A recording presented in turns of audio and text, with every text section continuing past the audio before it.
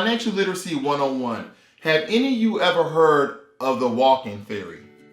The random walk hypothesis. I call it the walking theory. I like that better. But it's called the random walk hypothesis. Now, this is a financial theory stating that the stock market prices evolve according to a random walk. Okay, a random walk. So price changes are random and thus cannot be predicted. Okay, they can't be predicted. It is consistent with the efficient market hypothesis. Okay? If you are familiar with the efficient market hypothesis and the random walk theory, that's the one I like to call random walk theory, but it's more like the random walk hypothesis. Nonetheless, you cannot predict the stock market, and neither can no one else. Because I did a video quite some time ago that everything affects the stock market. Everything. When Samsung batteries were blowing up, that affected the stock market. It affected the Korean stock market and also affected the US stock market. And we have to understand that the only thing that's a sure bet is that if you invest, you will eventually make money. If you do solid, intellectual, educational, statistical-based investments, you will make money. I assure you. I promise you. You will make money. But you just can't go in something blind. You can't just go in something willy-nilly. You can't go in something and you don't have a steering wheel. You have to do your research. Okay? You have to look around on financial news. See, I used to be in individual stocks quite heavily, and I used to read all the stock news, and me and my friends at work or co-workers, we used to talk about stocks half of the day, right? Half of the day, looking at the news, looking how it's going up and down, and how the value of our stocks went up and down. Because quite frankly, we don't lose money if you don't sell your stock. Some people are, oh man, I lost this much amount. No, you didn't. You didn't lose money because you didn't sell your stock. The value of your stock went down or the value of your stock increased. The only time you make money when you have stocks or shares of a stock is when you sell that stock, when you sell those shares and you get the profit from which you bought it from. The only time you lose money with a stock, only time you lose money with shares is when you sell it at a lower price than what you bought it at. Other than that, as the market is going up and down in the random walk hypothesis, the only thing you're losing and gaining is value.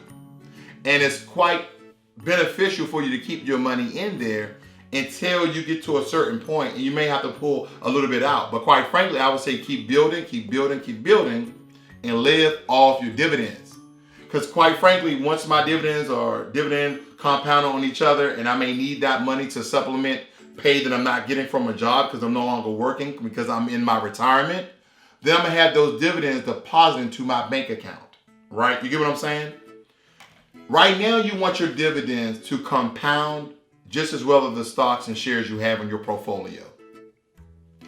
After that, when you're drawing Social Security, if it's still around, and you're drawing from your work's retirement that they're giving you after 20, 30 years of you working there, you may want to supplement a couple of $100, and the only thing you need to do is start all those stocks, all those bonds you accumulated over the time you started to invest, is get the dividends from that deposited into your bank account.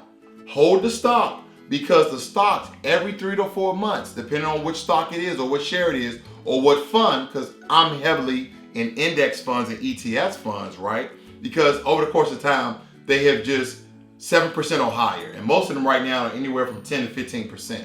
And I love the way it builds on itself. And I have my investment account with Vanguard, and it automatically compounds on itself. It automatically reinvests the dividends.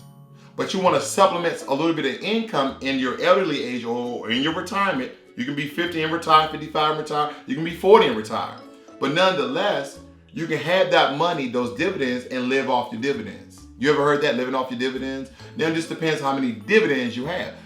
For me, I think it'll be more of a supplemental income, that instead of just me living off my income, my dividends, I would have that supplement a couple of $100. But you have to continue to build your portfolio in order to do so. But if you think that you're going to get rich quick based on a stock tip, then you're sadly mistaken. Now, remember when Beyond Meat came out, I really thought about I should really buy this stock, it's going to do well. Because the age of veganism is hitting the market quick, fast, in a hurry. Because we're finding out what they're doing to the meat. We're finding out that we're getting sick from the meat and dairy. We're finding all these things. And granted, we all love meat, unless you're a vegan or a vegetarian. Right now, I told you guys I'm practicing pescatarianism. But right now, I'm doing a cleanse for the past, 18 days? I think I'm on day 10 or 12. Something 10. I think I'm on day 10. I got 8 days left. I haven't ate any meat. I haven't ate any dairy. Well, I haven't had dairy in a long time anyway. But the only thing I've been eating are vegetables. Vegetables, grains, and fruits. That's it. And I'm drinking a gallon of water a day. But that's neither here nor there. Because, boy, I do miss a steak. But the last time I had a steak, it didn't make me feel so good. But I should have bought the Beyond Meat stock. Because I knew it was going to do quite well. Because it's like one of the first stocks out there that's mimicking meat flavors and tastes. And also the texture and also the look. And I even had a Beyond Burger and it was awesome. Like, this is a plant-based burger? And so I already knew the stock was going to do good and I should have bought 100 off the top. I should have bought 100 of them. I should have went into some savings, bought 100 of those stocks, and then started gaining money because the stock shot up. Pew! Shot up. And I knew it was. But I was like, you know what? I told myself I'm no longer going to get to individual stocks, and that was so stupid. If you have great information and you have great statistics and pre-analysis of a stock and predictions from experts, chances are that stock is going to perform well and is worth the risk. Everything's a risk. Everything's a risk. But sometimes it's worth the risk, and I missed out. But you have to understand you can't predict how stocks rise and fall. You have to do your research. Okay, you have to look at the RSI, the Relative Strength Index. You have to look at the history. You have to look at sometimes even the people who are part of the company. You have to look at their innovation, their inventions, their future inventions, their future innovations to see if that is what the marketing asks for. Because if you're asking yourself, a lot of people say, man, I wish I had this, I wish I had that, I wish I had that, and Google or Apple or Microsoft comes out with something or Amazon comes out with something, chances are it's going to boost their stock price because the market is asking for these advancements in technology and innovation. So, hopefully you understand the random walk theory, the random walking hypothesis, okay? Basically it's saying you can't predict the market, so stop trying. The only thing you can do is do your research and your analysis and make a good, smart stock pick. That's it. This is Financial Literacy 101. I hope that you do your research or you're going to be losing a ton of money in the market. I'm out.